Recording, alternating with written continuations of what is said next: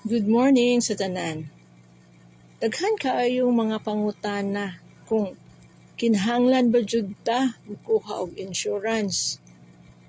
Sa tinuod jud, kinahanglanon jud nato ang insurance sa atong kinabuhi. Kung gusto ka nga dili na magkalisod-lisod ang atong pamilya.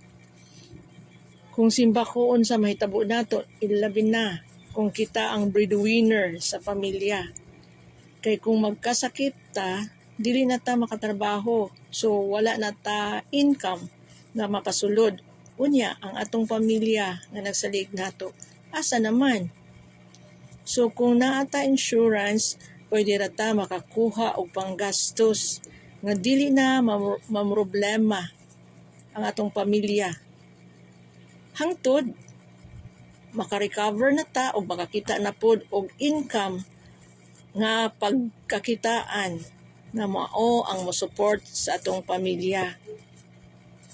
Unya, simbak ko, kung kuhaon pa jud ni Lord ang breadwinner tungod sa sakit, naa pa jud kwarta nga mabilin ang breadwinner kung naa ka insurance. Mao, be positive, dili na magduha-duha, mintras healthy pa o bata pa ka nga pwede ka pa mobayad sa premium. Ayaw paabuta nga dili na ka maka-afford sa pagbayad.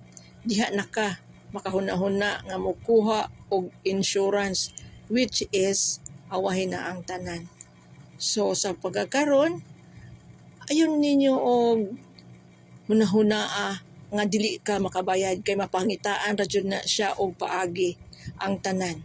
So comment lang sa ubos kung naamoy ika pangutana o nasad mo ikasulti or ika-comment. Daghang salamat.